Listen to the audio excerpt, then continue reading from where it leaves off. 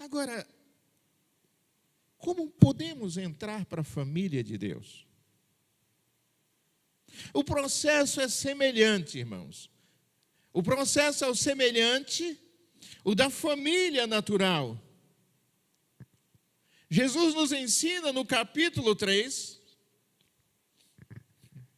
que é preciso nascer de novo. Entrar no reino só entra os filhos. São chamados de filhos do reino. Então, é preciso nascer de novo.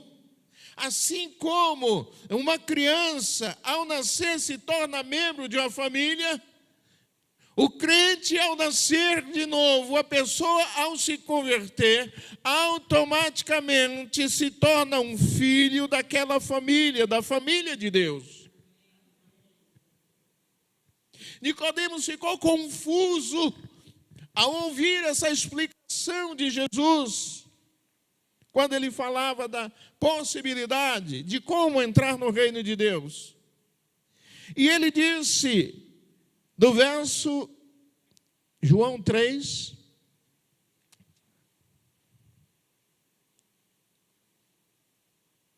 verso 4. Como é possível um homem velho, adulto, voltar e entrar no ventre da sua mãe para nascer de novo? É isso que ele está perguntando a Jesus. E a explicação de Jesus, no verso 6, é que este nascimento, que é chamado de novo nascimento, é diferente do primeiro. Ele não é natural, não é o nascimento da carne, ou seja, da conjunção carnal entre um homem e uma mulher. Jesus está dizendo para ele que esse é o nascimento do Espírito. No verso 6. Esta é uma obra realizada pelo Espírito Santo. Essa é uma obra transformadora.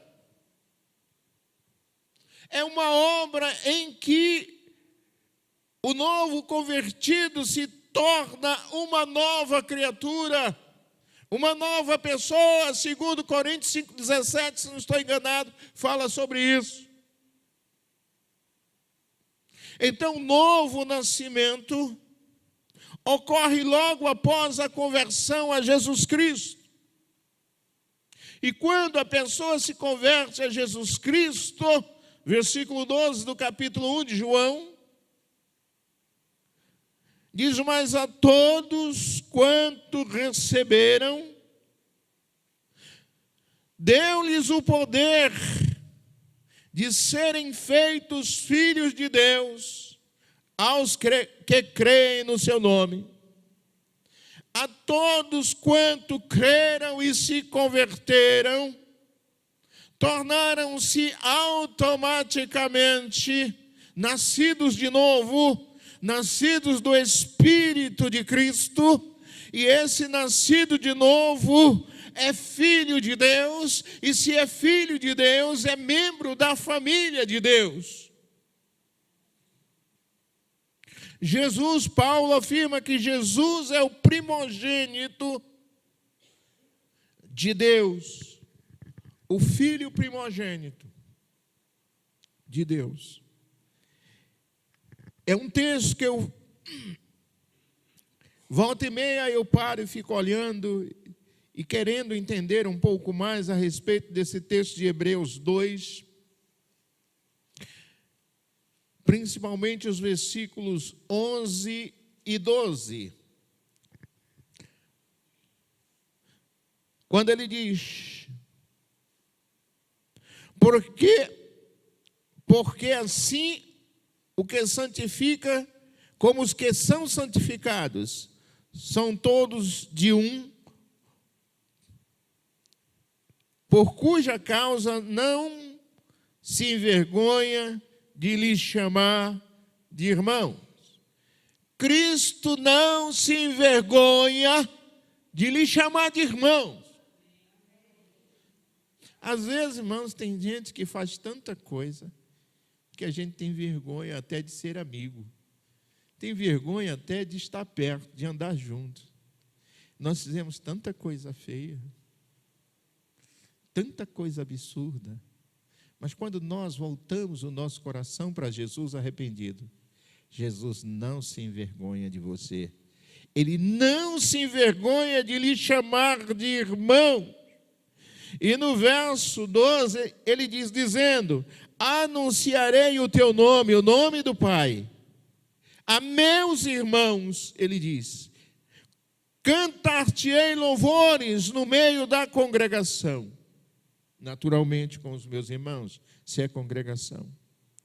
Então, quando nós entramos para a família de Deus, através do novo nascimento, quando nos tornamos filhos de Deus, nós passamos a ter uma nova relação com Deus e com Jesus Cristo, o seu Filho primogênito, o qual nos ama.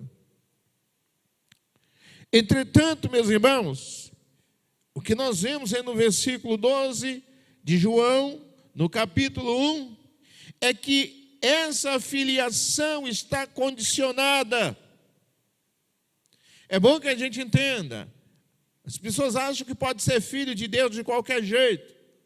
Mas ele diz aqui que essa filiação está condicionada. Porque a expressão é a todos os que creem. Ser filho de Deus depende da fé. De crer no que eu estou dizendo, não eu, mas o que eu estou dizendo da palavra de Deus, daquilo que você lê da palavra de Deus. Ela também, meus irmãos, está limitada à aceitação de Jesus Cristo, aceitar as condições, aceitar a vida proposta por Jesus, a vida de filho de Deus. Então, meus irmãos, quando nós falamos dessa condição de fé, e só é possível aceitar Jesus pela fé, e é Jesus que nos introduz na família de Deus. Então, significa entrar numa nova relação com Deus, a relação de pai e filho. Então nós passamos a ocupar um novo status. Então crer e receber é imprescindível. E é bom que esse crer, que é fé, meus irmãos, não se refere ao conhecimento intelectual. E quando eu falo de conhecimento intelectual, não estou falando de que você lê, conhece A, B e C. Não estou falando do conhecimento intelectual da palavra de Deus. Porque quase todo mundo sabe que Jesus Cristo é Filho de Deus. Quase todo mundo sabe que Jesus é o Salvador, o Libertador. Quase todo mundo sabe que Jesus tem todo o poder. Todo crente sabe, todo aquele que lê as Escrituras, sendo crente ou não, sabe, meus irmãos, que Jesus veio ao mundo para salvar pecadores, sabe que Jesus veio ao mundo e foi crucificado numa cruz, morreu e ressuscitou ao terceiro dia, e que Jesus foi assunto aos céus. Todo crente sabe que Jesus Cristo operou e opera ainda hoje milagres. Mas essa fé é estática, essa fé está sem ação, sem vida, não funciona, não tem eficácia alguma, porque é uma fé parada, é uma fé que não produz nada, não produz vida, é o conhecimento, simplesmente. Mas, meus irmãos, a fé, essa fé aqui, do versículo 12 do capítulo 1, é uma fé em ação. E como é que essa fé entra em ação? É quando nós essa nossa fé produz confiança. Quando nós confiamos, quando nós cremos de verdade, quando nós confiamos ao ponto de entregar a nossa vida ou as coisas, as decisões ao controle do Senhor. Essa é a fé verdadeira, a fé que produz confiança, a fé que produz segurança, que faz confiarmos todo o nosso ser. Eu vou confiar a minha vida, o meu futuro, a eternidade aos cuidados de Jesus, porque Ele disse que me salvou e que naquele último dia eu estarei livre fora do grande júri. Estarei longe do grande tribunal e verás a recompensa dos ímpios. Então é uma fé que, sabe, de Hebreus 11:1, que nós estamos convencidos da verdade, de que a palavra do Senhor é digna de toda aceitação e de todo crédito, de toda confiança, e eu quero ver isso numa ilustração que nós já conhecemos. Só para a gente entender melhor essa fé, a fé de entrega, a fé que depende. E a ilustração é do carrinho de mão, daquele cidadão que põe um cabo de aço de um prédio alto para o outro, e lá de cima, com o carrinho de mão, ele grita, olhando para baixo: vocês acreditam que eu posso atravessar empurrando esse carrinho por esse cabo de aço até o outro prédio? A multidão embaixo diz: acredito. Essa é a fé estática. Mas quando ele diz: quem de vocês vai subir aqui para entrar no carrinho para eu atravessar com você? Silêncio total. Não confio. Se for você passar, eu até acredito, mas para eu passar dentro desse carro, você me empurrando, confio não. Essa é a fé estática. O que o Senhor quer é uma fé que confia, que depende dEle.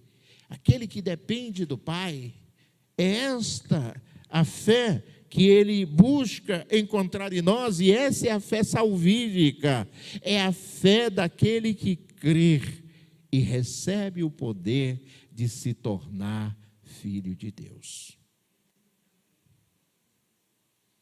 E o que é que nós vamos encontrar nisso? O que é de bom nisso? Meus irmãos, Cristo nos fez dar um salto espetacular.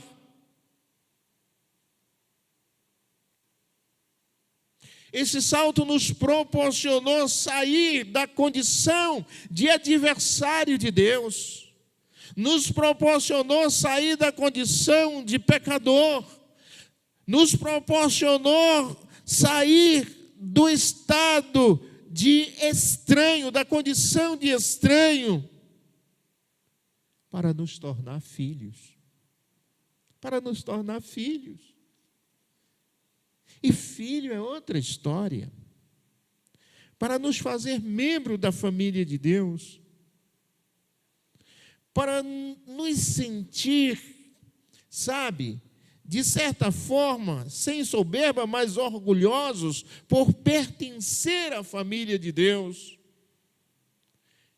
E é a partir daí que a vida, para mim, ganhou um novo sentido. Porque essa motivação vai além do que você possa imaginar, porque ela vai além deste mundo.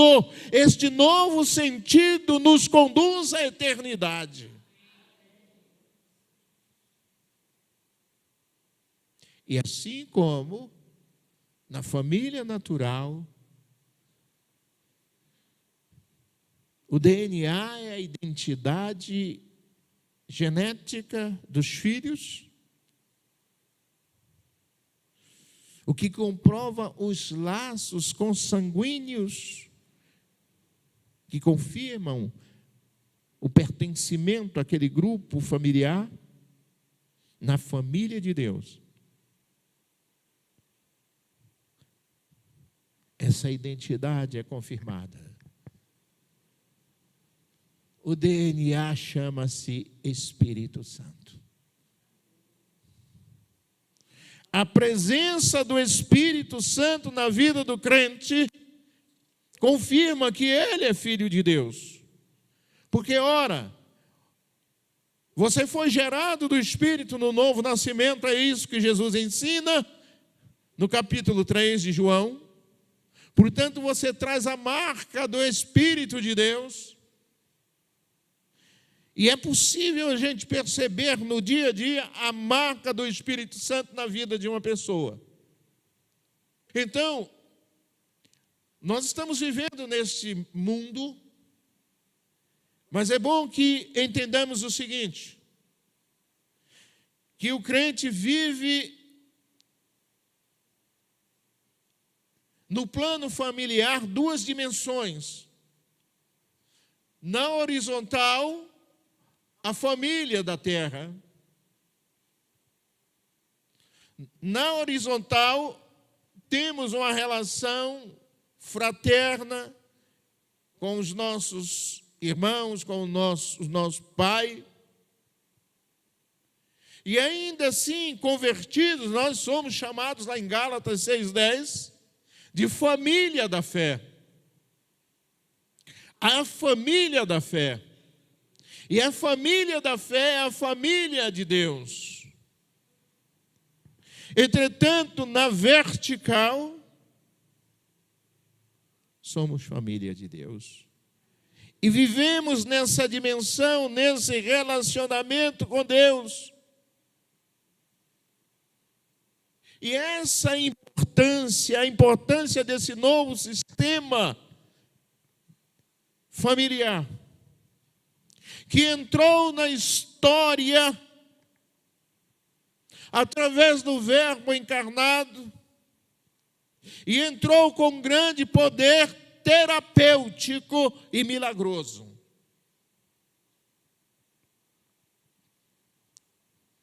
Criativo, curativo, libertador.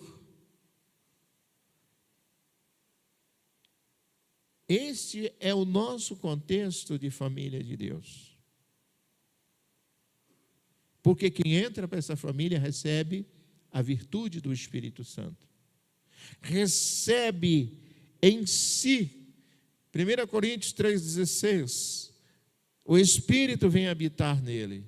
Ele passa a ser templo do Espírito Santo. O texto que nós lemos de Efésios 2 fala disso também. E esta virtude é transformadora. Haja vista, já começa pelo novo nascimento.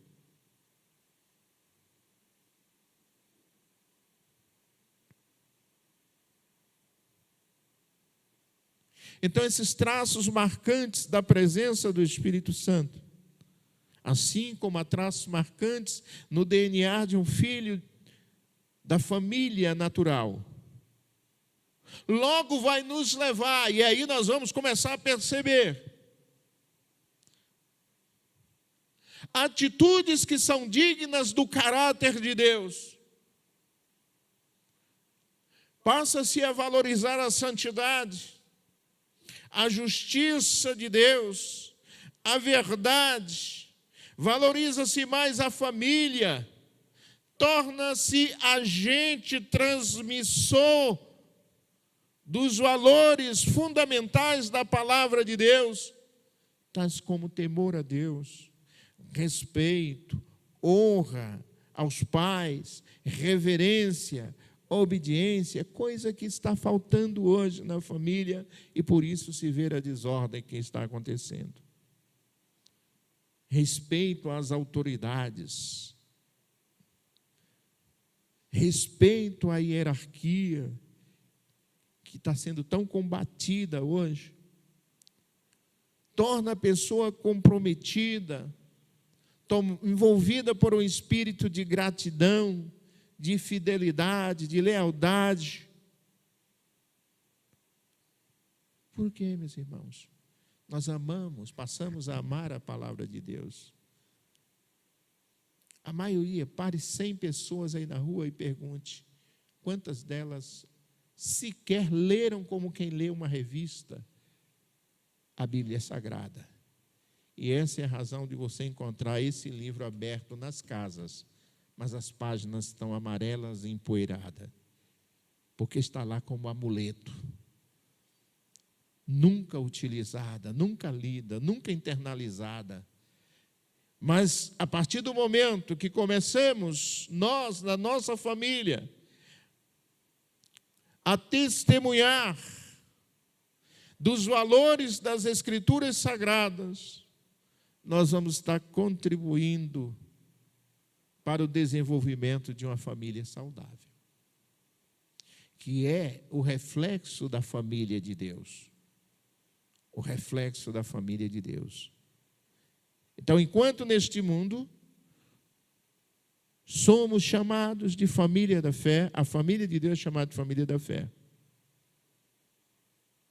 E é interessante lembrar que os tais já têm cidadania celestial. Você já tem cidadania? Já pertence ao reino de Deus. João 17:16 é muito conhecido, talvez nem precisasse ler, que eu falo tanto nesse texto, que talvez nem precisasse ler. E ele diz: não são do mundo, como eu do mundo não sou.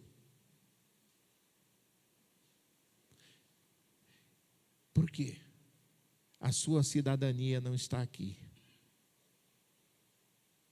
A sua cidadania está garantida e ela é celestial. E Paulo fala em Filipenses, no capítulo 3, que nós aguardamos um novo céu, uma nova pátria, de onde virá o Salvador, a pátria celestial. Nós aguardamos, somos cidadãos dos céus. Os cidadãos, meus irmãos, são aqueles, sabe, que habitam um país, é natural de um país, eles têm direitos e deveres e privilégios diversos por serem cidadãos daquela nação. Por ser cidadãos dos céus, nós temos alguns privilégios, alguns direitos, também alguns deveres para com o reino.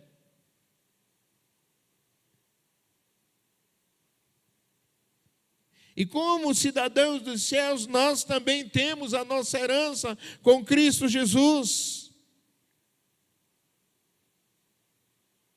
Enquanto Romanos 6:23 diz que todos caíram, foram destituídos da glória de Deus. Como entrar para a família de Deus? Através do novo nascimento. Se não nascer de novo, não pode ver, nem entrar no reino de Deus. João 3, versículo 5 e versículo 6. Se não pode entrar no reino, e o reino é dos filhos, então é preciso nascer de novo. E como nascer de novo?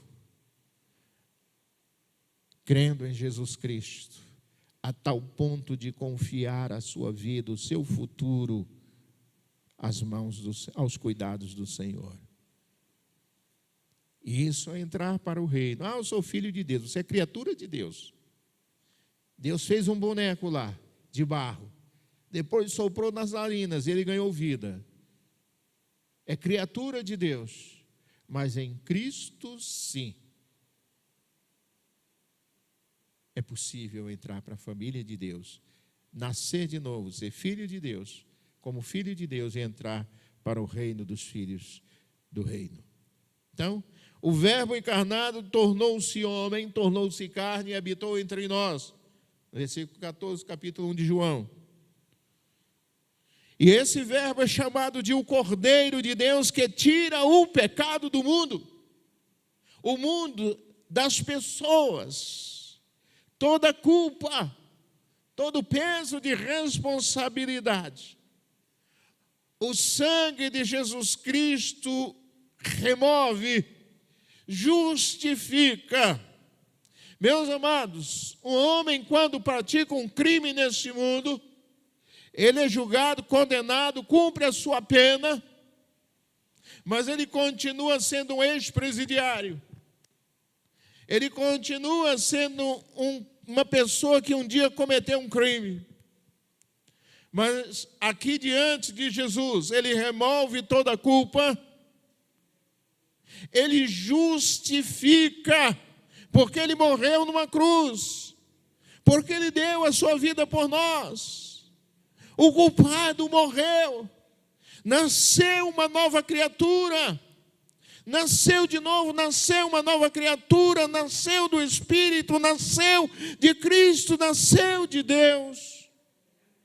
Por isso que Paulo afirma: não há nenhuma condenação para quem está em Cristo Jesus.